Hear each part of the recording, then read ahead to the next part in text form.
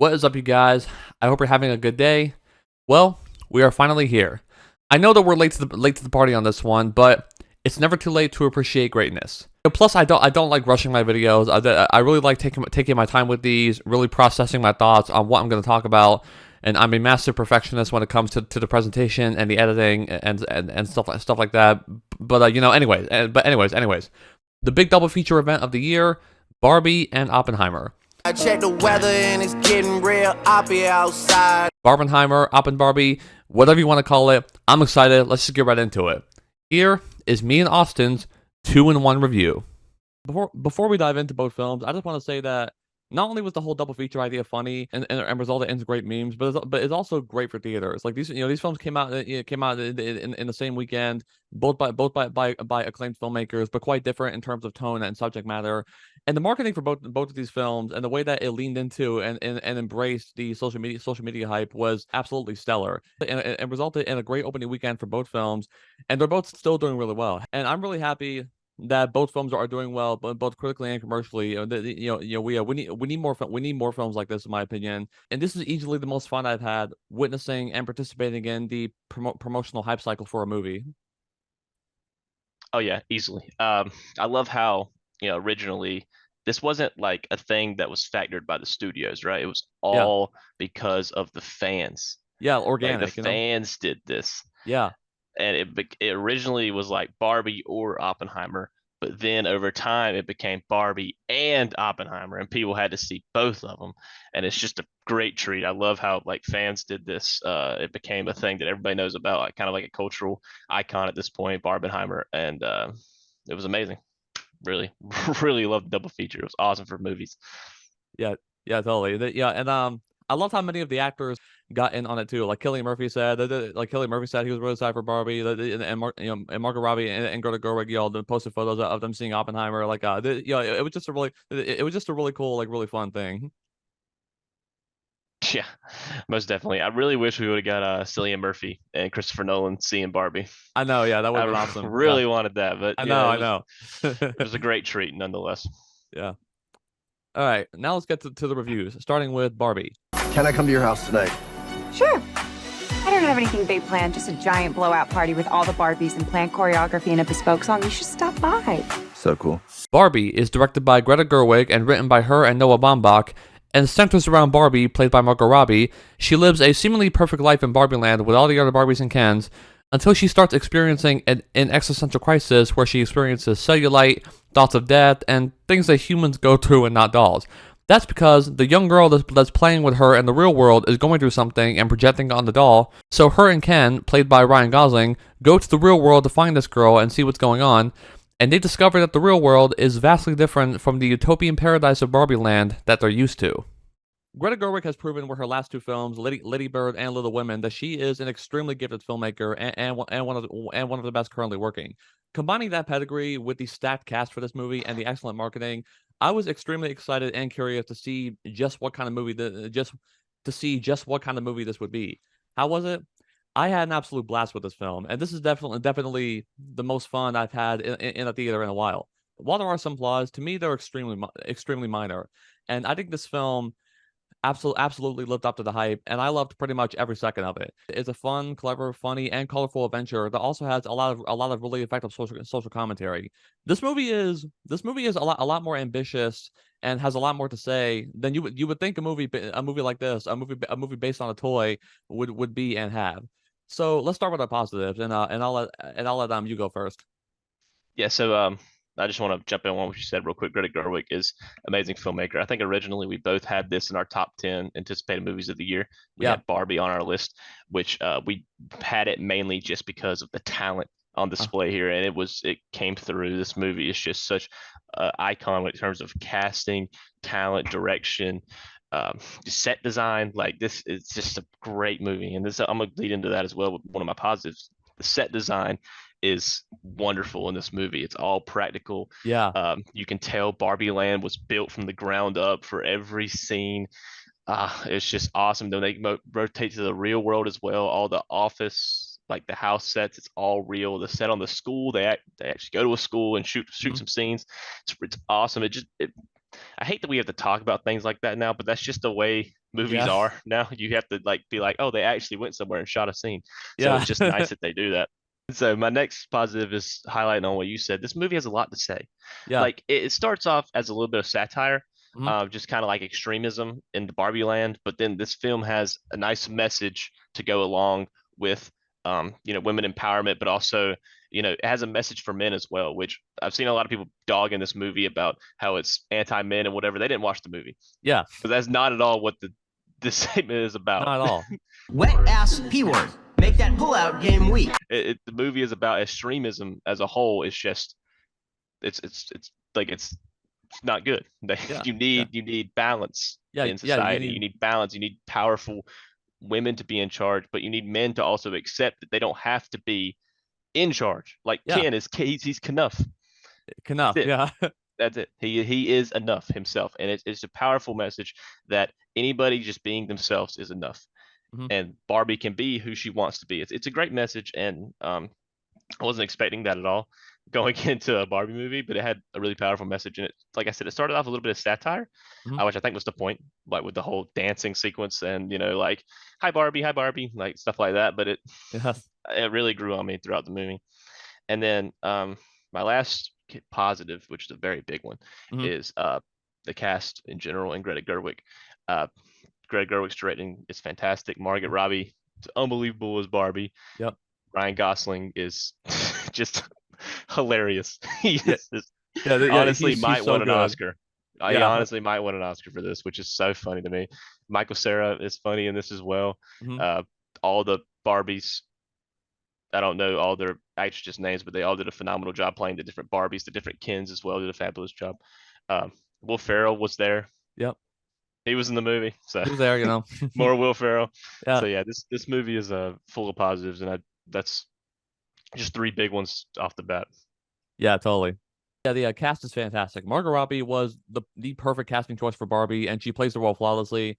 I honestly can't imagine another actress like playing the role like playing the role like as perfectly as she did.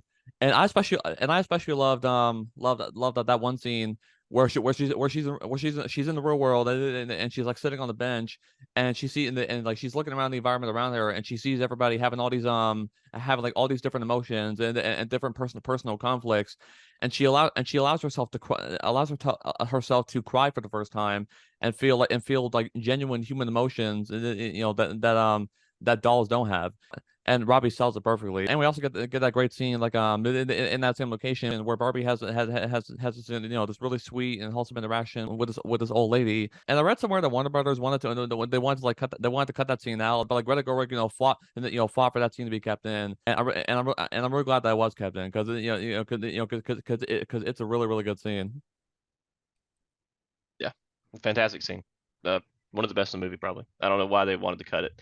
I guess because I guess it slowed the movie down a bit, but I mean, if you're listening to the dialogue, it's a powerful scene. Yeah. Now, like you said before, the big standout, the best part of the movie, in my opinion, and another pitch perfect casting choice is Ryan Gosling as Ken. He is absolutely hilarious, and I love the arc, and I love the arc that him and Barbie go on throughout the film. This movie, the Nice Guys and Crazy Stupid Love are proof that Gosling is just as great at comedy as he is a drama. He just has excellent timing and the perfect amount of charisma.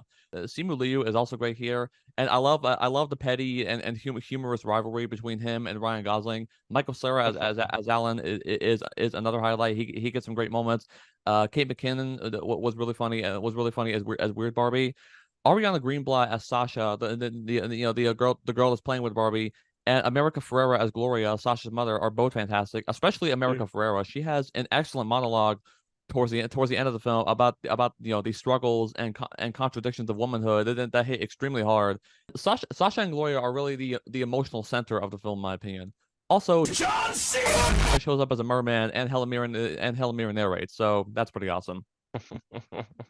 The production design, the set design, the costume design, and just the pure attention to detail. They captured the look and feel of Barbie Land perfectly. It genuinely looks like a Barbie toy set like come to life and like and made like full scale. and I love certain details I love certain details they have in there, like Barbie like floating out of her house instead of taking the stairs, and because most kids most kids when they would play with the doll, they wouldn't use the stairs, they would just float it out of the house, since it's you know since it's a lot easier. The shower having like pretend like invisible water, like the glass of orange juice, like the drinks like not having anything in them. And like the scene where Ken's trying to surf, and like like he crashes into the wave, and like and then just starts like flying around like crazy, like just like how Ragdoll. yeah. I'm sorry, what was that? Like a ragdoll. He just like floats in the Yeah, air. yeah, Like, just like yeah, like just like how somebody would play with a doll, when they're like falling and stuff, and just like and just like the way the way that the characters act, and the way they move around, and the way that the world around them works is like exactly how a kid would play with the dolls, and the play sets and everything, which I thought was so cool. And you also had the thing where like where since Barbie's always wearing heels, and her feet like are always like this, but once she starts going through this existential crisis, and they go flat, it's like, oh no, flat feet. Yeah, they clearly put a lot of hard work, a lot of hard work into building these sets and getting the look of them just right. And I think this movie absolutely deserves an Oscar nom for a production design. most definitely.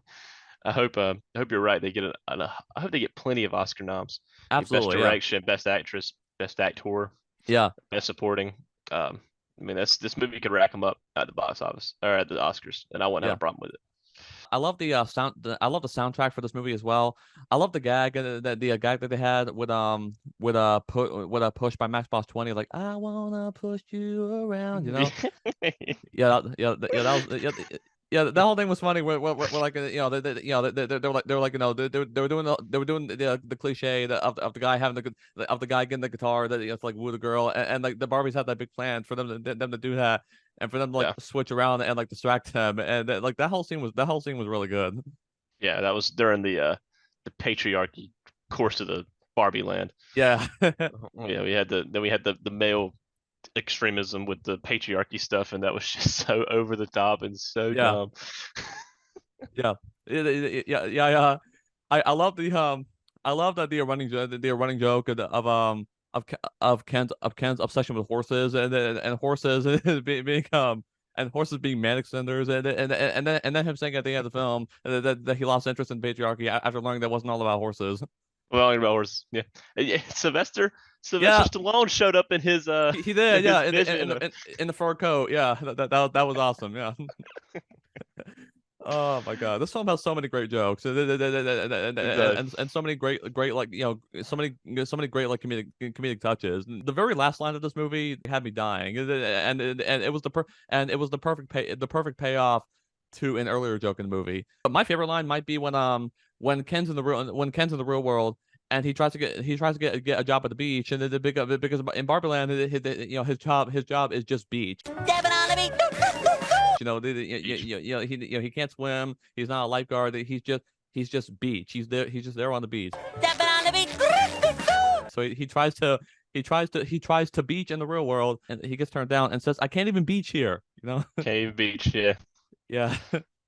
And that musical number at the end, with Ryan Gosling singing "I'm Just Ken" was amazing. Like that whole sequence was so much fun to watch. With Ryan's singing the lyrics, all the Kens fighting each other, then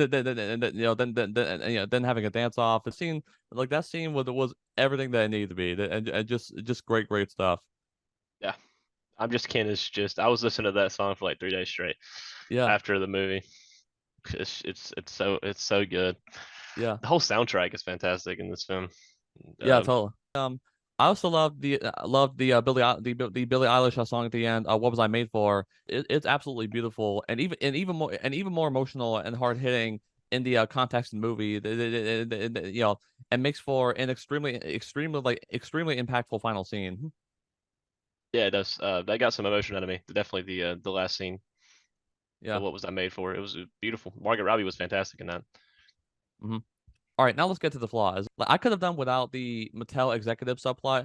Like I understand why it was there, and And I liked a lot of the meta humor and commentary, but but I just feel like it kind of dragged the movie down a bit. Like there's a period towards the end of the film where they disappear, where they disappear for a while and you forget about them, but then but then they come back at the very end. At the very end, and you're like, oh yeah, oh yeah, I forgot that they're still in this movie. And they still have their story. But like honestly, that's really the only like noteworthy complaint that I have about this movie. But if I want to be like ultra nitpicky and just find something, and like I guess I could say that some jokes landed more than others, and the pacing drag like just a teensy tiny bit at some points.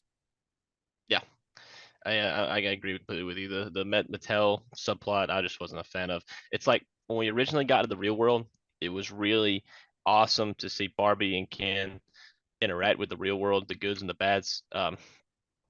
And it was just very like intriguing to see our characters outside of Barbie Land. But then when we got to Mattel, it kind of seemed like all the magic was gone. Yeah. Just because like it was suits and corpora, and we all know how bad suits and corpora is. We were just like, who Yeah. cares? We know where this is going. Um, and then but some of the jokes, yeah, you're right, echoed. Like one joke about, are we in spoilers? Are we talking spoilers? Oh yeah, we can do that. Yeah. Yeah, so the one joke about Snyder cut Justice League, I was like, what? Like, what was that in the I'm movie? like what? Yeah. Yeah, 2% of people probably got that joke. Yeah. Like nobody else got that. Nobody watched the Snyder cut. Like only hardcore fans watched that. Yeah, So we I did. don't know why that joke was there. It's extra interesting that because this film was also made by Warner Brothers, so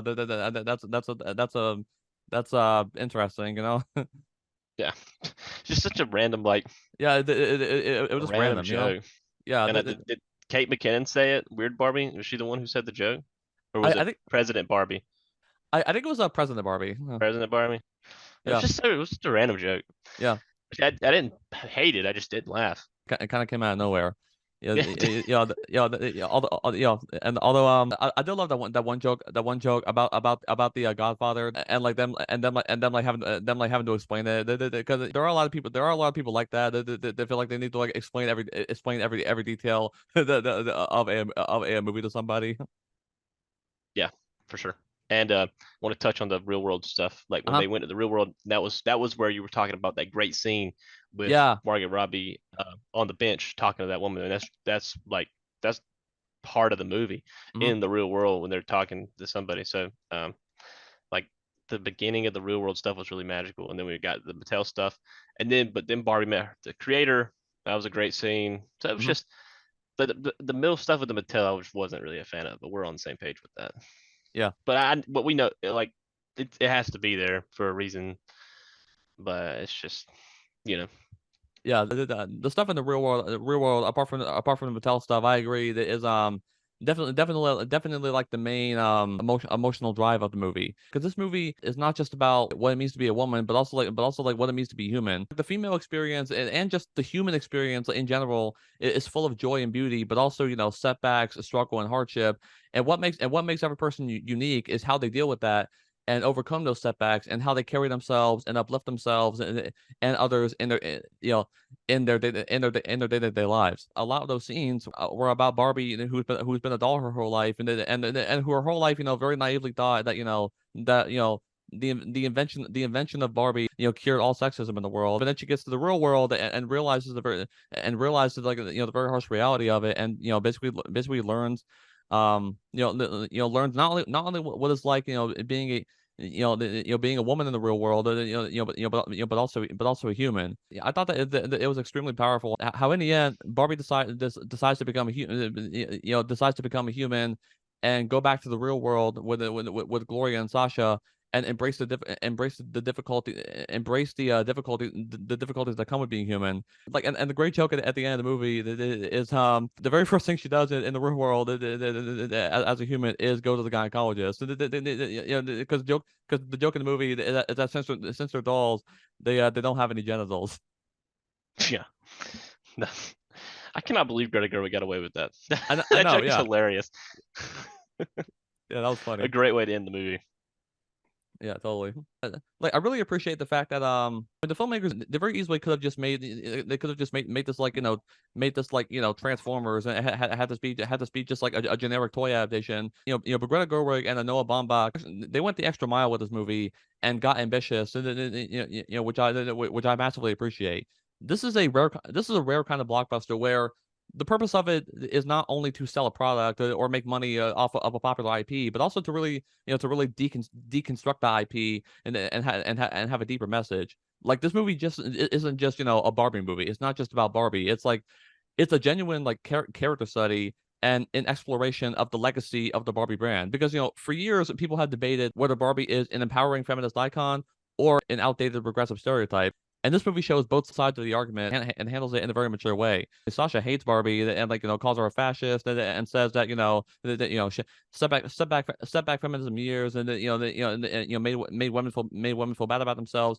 Meanwhile, Gloria has always had a great like attachment to Barbie. And over the course of the film, Sasha does legitimately grow as a character and warms up to Barbie and decides to help her get Barbie Land back and prevent all the Kens from taking over. Let's see, I think I've covered everything that I want to say regarding this movie. Do you have anything else you want to add? I know, man. I'm good. I think we touched it all. This is a great film. Yeah. So, not really much else to say. It's made $1 billion. I'm sure everybody's seen it. Yeah, I'm really happy that this film has made as much money as it has, and I hope that like it shows Hollywood that blockbusters can indeed be artistic and take risks, and the audiences don't just want to see like this the same formulaic crap over and over again. Overall, I had a blast with this movie, and I'm glad that it exists. The acting, writing, themes, directing, music, costumes, production design are all stellar, and I'm gonna give this film a 4 out of 5. Bravo, Greta Gerwig. I cannot wait to see what you do next. Right there with you. 4 out of 5 stars for me as well. It is a great film. It's plain and simple. It's great. All the acting is fantastic. Greta Gerwig is amazing.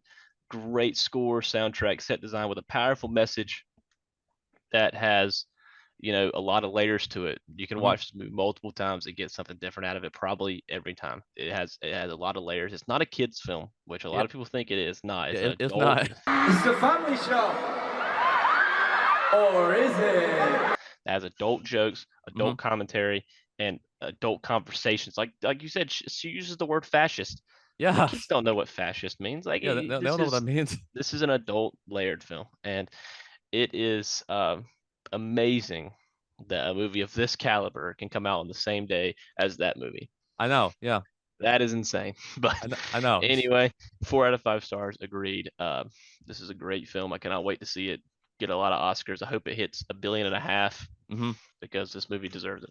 Alrighty, now on to Oppenheimer. Are we saying there's a chance that when we push that button, we destroy the world? Chances are near zero. Near zero. What do you want for theory alone? Zero would be nice. Oppenheimer is the newest film from writer and director Christopher Nolan and stars Cillian Murphy, Emily Blunt, Matt Damon, Robert Downey Jr., Florence Pugh, and many, many more. It tells the true story of J. Robert Oppenheimer, played by Murphy, and his invention of the atomic bomb, and chronicles his life before, during, and after the influential and deadly Manhattan Project. At this point, Christopher Nolan needs no introduction. He is one of the best filmmakers in the game. The man gave us Inception, the Dark Knight trilogy. I've got Dark Knight over here, Interstellar, Memento. So I, of course, was excited for this movie. It's intriguing subject matter and stacked cast. Like, seriously, both these movies have quite the roster of talented actors. Had me hooked. Did it live up to the hype? Absolutely. This is easily Nolan's best movie in years, probably since Interstellar, and is like neck and neck tied with Across the Spider-Verse as my favorite movie of 2023. This film is an absolute cinematic triumph, and I'm glad that it's doing well at the box office and getting so much critical and audience acclaim. Let's start with the pros, the positives, and I'll let you go first once again. Okay, so yeah, just let me piggyback on what you just said real quick. Christopher Nolan, he is the only person who gets me this excited for a movie, probably besides, like, honestly, James Gunn at this point. James Gunn is just like, James Gunn and Christopher Nolan are two people that when they come out with something, I'm watching. Day one, I'm watching it all. And Christopher Nolan is that guy. He has made the best and my favorite movie so far of 2023, easily hands down. I don't think anything's going to top it at this point. And Creed came out this year, and I'm a Yeah. massive Creed fan. Mhm. And even like Oppenheimer has destroyed that because of the love I have for this movie. I saw it twice in Yeah. 2 days because how much I loved this movie. Christopher Nolan is that guy. You said he's one of the best. He probably is the best. Yeah. I mean, he's Honestly, that. yeah. He's phenomenal. And anytime he comes out with a movie, I'm watching it. So just a couple of positives, like you said. The acting of this movie is unbelievable. Cillian Murphy, Robert Downey Jr. This cast is so stacked. I think Jason Clarke, who Yeah. plays the lawyer who intimidates Oppenheimer, is probably the most slept on person in this movie. He is Mhm. unbelievable. Emily Blunt, Florence Pugh, uh, even like Drake and Josh Peck from Drake and Yeah, Josh is in Josh this. Peck. He's awesome. I Yeah. mean, this movie is full of amazing talent, and it's all brought together by Christopher Nolan, who I feel like writes every character for a specific person in mind, Mhm. and does not like hinge on that. Like if he wrote Oppenheimer for Murphy, nobody else is playing Oppenheimer. Yeah. This movie would not get made if Murphy said no, because I feel like he writes characters for people, and that's just why they fit so well into it. Robert Downey Jr. is unbelievable in this movie. It's kind of crazy that this guy was Iron Man 4 years Yeah. ago. Phenomenal. He is amazing in this Yeah. movie. He's kind of broken free of the Iron Man only, which I never saw him as that anyway, but I'm sure a lot of people did. Yeah. And this is completely going to change their minds. He is unbelievable in this movie, and he should win the Oscar. Yeah. Ryan Totally. Gosling, I love you, but it should go to him. He did amazing. And so next positives on the list is just the entire production design. Like Christopher Nolan, no CGI, all practical sets, all shot in IMAX cameras. The amount of wide shots that this dude does, just Yeah. big, establishing like big valley wide shots. It's just awesome. Like it's just stuff is so cool to see. Like Oppenheimer standing there looking up at the crane with the bomb on it, or with the tower with the bomb on it. It's just like such cool stuff that you don't see a lot anymore. Yeah. And this movie is full of shots like that. And my last positive, but it's my favorite positive of Mhm. this movie is more of a character study than I thought it was going to be. Yeah. I did not expect it to be as much of a character study, a deep dive into Oppenheimer, past, present, and future than it was. And I'm very happy that this movie wasn't centered around the tragedy of the atomic bomb. Like that was a big part of the movie, Mhm. but it's not dwelling on that. Like this movie is not about how many people he killed. It's about him as a person Mhm. and what he went through and how he tried to stop, bombs from being to be able to kill more people in the future. Like I saw a lot of criticism online about this movie about people saying that like it didn't dwell enough on the bombing. Uh, but like I feel like us seeing his reaction to the bomb and how he didn't want it to advance anymore was showing like how much damage it did, and how we Yeah. Like. shouldn't use bombs like that. Like we should not Yeah. use it, because even the man who created it was like, no, Yeah. that's not good. Yeah, I agree. I feel like just seeing his reaction, and just seeing him hear about the tragedies that his creation has caused, what was enough to really get the idea that this was this was a very like tragic and dangerous thing that has been created, and we do see like flashes of it, like flashes of the damage it caused. Like there's that great scene where he's giving like this victory speech. All of a sudden, like the room, like his perception, the room just goes completely quiet, and he start to see like he starts to see like flashes of just of like explosions and people running away, and like skin just melting away, and like and you can and you can see on his face that just, I mean, again, amazing acting from Cillian Murphy. That just you can see on his face just how like shocked and horrified he is, and realizing the realizing just what this bomb is capable of. Yeah, so I completely agree with you. Like I don't think we needed to see Japan getting bombed like that. A lot of people online saying we need to see that. We did not need to see that. No, Yeah. we got the message through his acting and what he said. Like he said, we do not need to advance this technology, because then they will, like the Soviets will have to advance it, and then the whole world will be like will have nuclear warfare, and that's not good. It's way too powerful. It does not need to be used on humans. So I didn't. Anyway, little side rant. But anyway, this movie is phenomenal. Yeah. And you were free to talk. Alrighty. Yeah. Great job there. Cillian Murphy has always been a brilliant actor, but in my opinion, he gives the best performance of his career as Oppenheimer. There's just something about his facial expressions and the way he delivers his dialogue, um, his eyes that just perfectly capture the intense regret, fear, and despair that he feels later in the film. Like he starts off as this relatively normal and relatable guy, but as the Manhattan Project continues, and as he sees the impact of what he's done, he becomes more and more of just a broken and distraught human being. And Murphy sells it flawlessly. The scenes that stood out to me in particular are the scene where Oppenheimer finds out that Florence Pugh's character Jean has died, and he's devastated. He's devastated, and his wife Kitty, played by Emily Blunt, is is trying to console him. The way the both actors sold that scene was really good. The as I mentioned before, the scene where he has like the hallucinations like during the victory speech was fantastic, and the final scene where Oppenheimer talking to Albert Einstein, and Oppenheimer says that he thinks that they may have altered and destroyed the world forever with his creation. Einstein walks away, and Oppenheimer looks on with this like super mournful look in his eyes, and I think that was a phenomenal note for this film to go out on.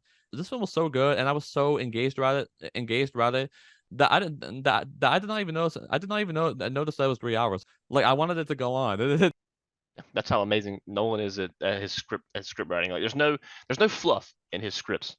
Yeah, there's no Every filler. scene has a point, and he's gonna get to that point as few words as possible. Then he's gonna move on to the next scene.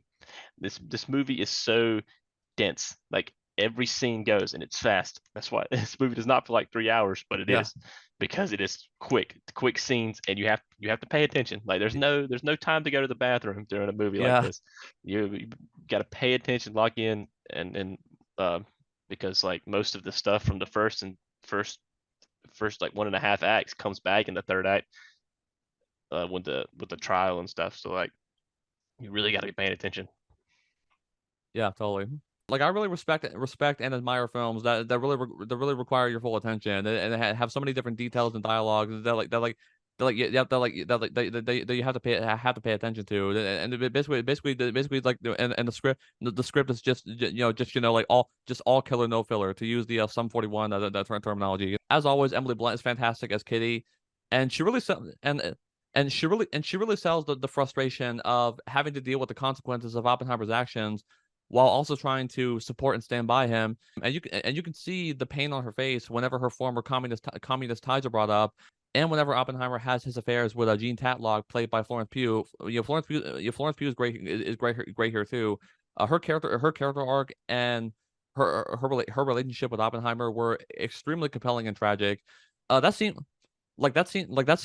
where Oppenheimer tells Jean that they can't see each other anymore because because he doesn't want the government to know that he's been having an affair with a communist. Since this film is set during the McCarthy Red Scare era, and Jean is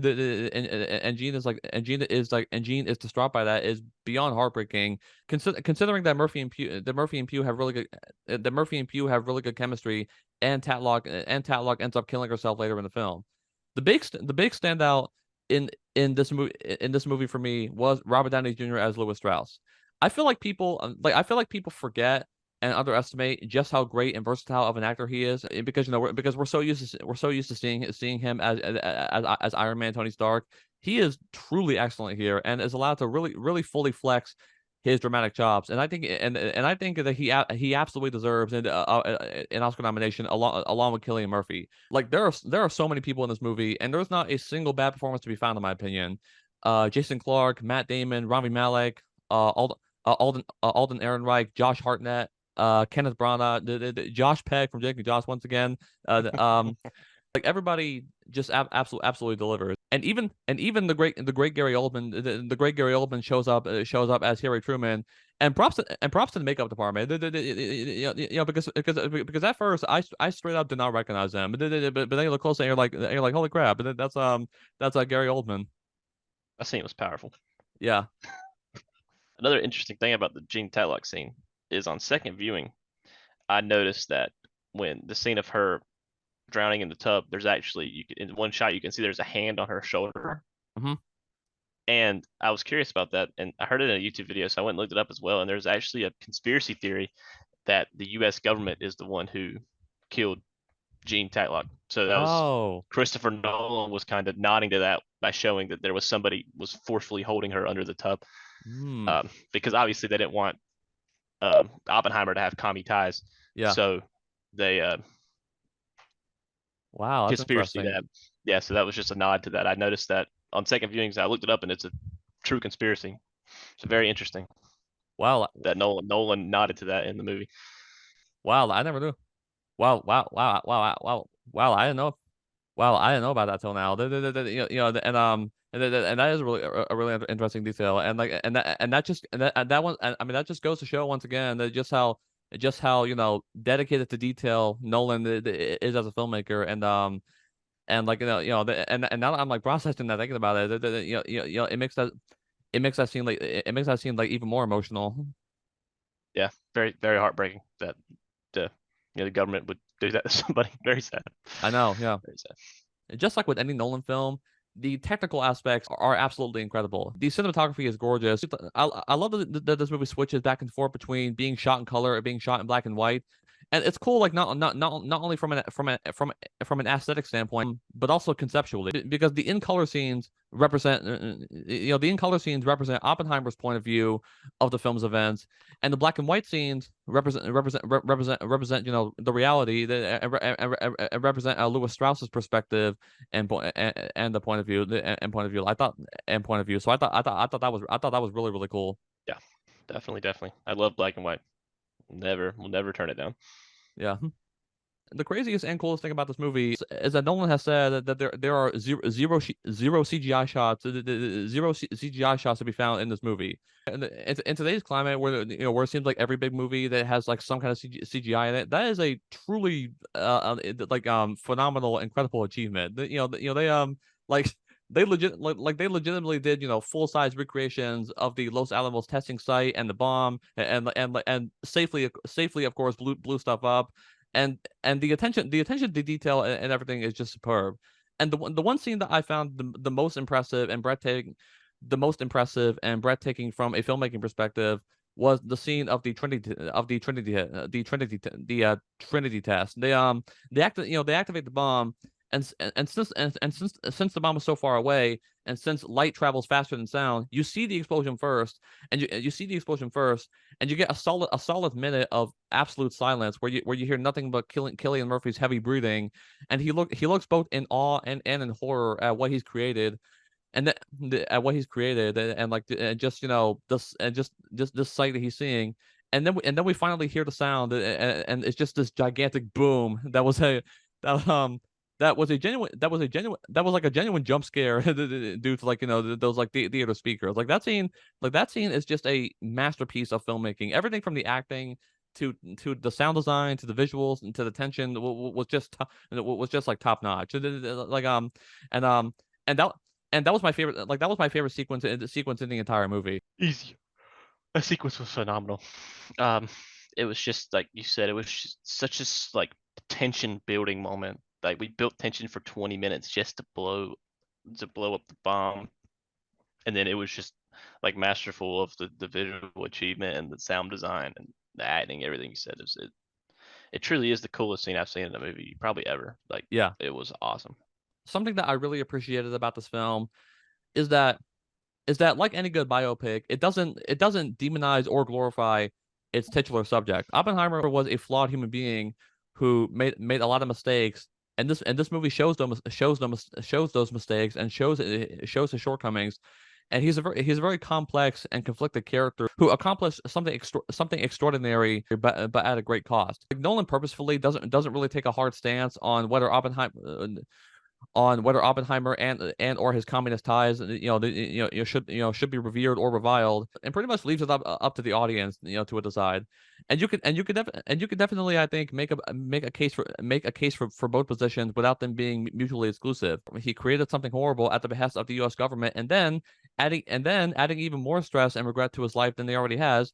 They turned on him and hung him out to dry for really stupid reasons. I mean, because like I said before, this movie is not just about the bomb and the invention of the atomic bomb. It's a character study and a really damn good one and nuanced one about the man behind the bomb. This movie is very much a sitting and talking drama with little to no action, and I was never ever bored due to how excellent the acting and writing are. Like I'm not a history buff, and I know next to nothing about stuff like engineering, physics, and quantum mechanics and the science of bombs and stuff like that.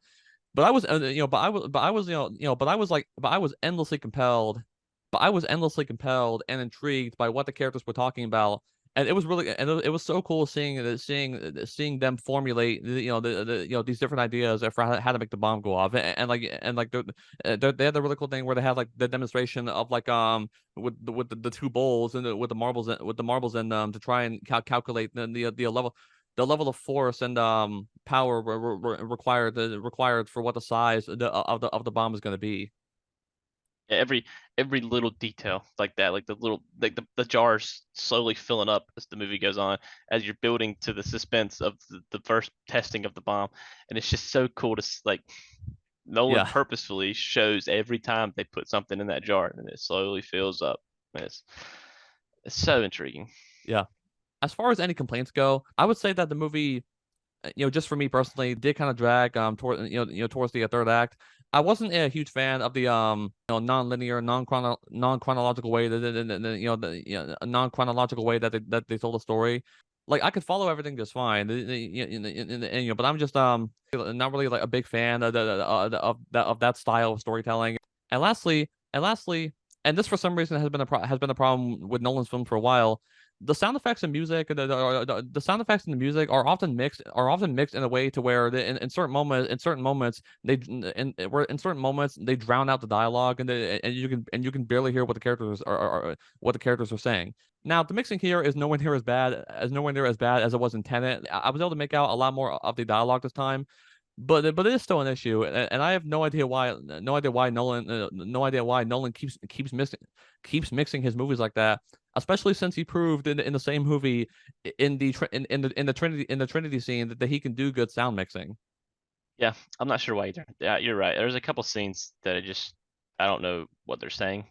Yeah. Who's saying what? You're right. That's been a problem for a while. Yeah, Interstellar has the same problem. There's scenes where like they're talking and they're talking in the trial thing. And all of a sudden, you got this music that's going, and like you're trying to listen out and make out, but like it keeps just overpowering. Yeah, yeah, definitely. I know exactly what you're talking about. For me, agreed with the sound mixing. One negative I have, it's just a nitpick at this point because Oppenheimer is so good, but a nitpick is to me is the nudity. Just felt a little out of place. I don't know why. Just at this movie, like the 3 hour character study of men talking the entire time, like actors and actresses talking the entire time. It's just straight dialogue, and then two random nudity scenes come out of nowhere. It's just kind of like it wasn't like pulled me out of the film or anything. It just kind of like just didn't really like, I didn't see the point of it. But who knows? I'm not a screenwriter, so I don't know. Like there might be a intense point for the nudity sections in the film, but for me, I just didn't really see the point. But other than that, that pulled me out of the film a little bit. And the sound mixing, you're right. In some places, it's not bad throughout the entire movie. It's just in that one scene you're talking about. I know exactly what you're talking about. It is overbearing, and it can just kind of overwhelm you a bit. It's hard to make out what Murphy's saying. And I do see your point about the nudity. It felt just kind of random, and it didn't like at least in my opinion, like it didn't really need to be there. Like I am no prude. I'm not the type that's like no, that's like scandalized by nudity. Like as a straight male, seeing Florence Pugh naked is no issue. No issue at all. But the issue really came down to just the issue really came down to just the way that was presented and the way that the way that they were the way that it fit into the story. The one scene in particular I thought was like really goofy and fell out of place was when Oppenheimer was like in the room with all the other guys and they're questioning him, And then all of a sudden, like Oppenheimer, in his imagination, Oppenheimer is just sitting there naked. And then as like the trial thing's going on, Cillian Murphy and Florence Pugh are just going at it. It's just like Yeah,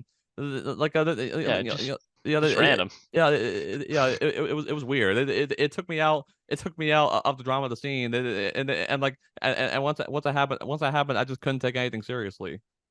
Yeah, it just popped out of nowhere, and I was like, what? Which is just so odd because like there was three nudity scenes in the film, and they were all just popped in at random times. Yeah. Like one of them was just like 2 minutes of them sitting naked talking to each other. Yeah. Which they don't like focus on the nudity. Like that's not the point of the scene. It's just they're naked and it's random. So it's not like a hardcore negative. It's just something I noticed and something that was a little odd. Yeah, it's a little That's odd, all. you know. Yeah. Overall, I am more than comfortable calling this movie a masterpiece. Like this is top 5 or top 3 Nolan for me. The acting is great. The cinematography and music are stellar. The story and the dialogue are super compelling. And this movie is a haunting, intense, and beautifully made and constructed experience. For a while, I was debating that I was like tossing up between a 4.5 and a 5. But the more I think about this movie, the more that I could just ignore the flaws and say that they don't bother me at all. And I'm gonna give this film a solid 5 out of 5. I highly recommend it. See it on the biggest screen you can with the best sound possible. Agreed, man. Agreed. This is just a masterpiece of filmmaking. Christopher Nolan, one of his best, in my opinion.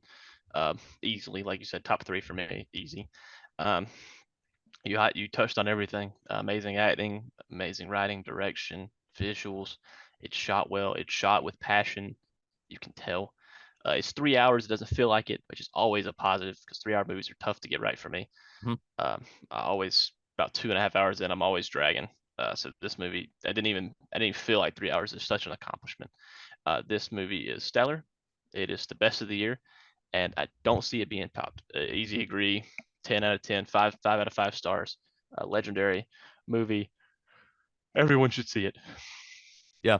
Everyone should see both films, in my opinion. And this review was a lot of fun. And the script I have in front of me was like it was the most difficult one to write since I had so much to say, but it was also the most fun to write since I'm like so passionate about passionate about talking about both these films. Oh yeah, agreed. My notes are very long as well. Yeah. This was great though. I love the Barbenheimer event. It was awesome, and I don't think we'll get another one. Yeah, that's true. This was one of a kind. It was awesome, and I really enjoyed it. All right, I believe that we've covered everything, and peace out, everyone. Alrighty, that was the video. Thank you so much for watching. Let me know your thoughts in the comments below. Leave a like if you enjoyed it. Subscribe if you want to see more. Share it to get us some traction, and I'll see you next time.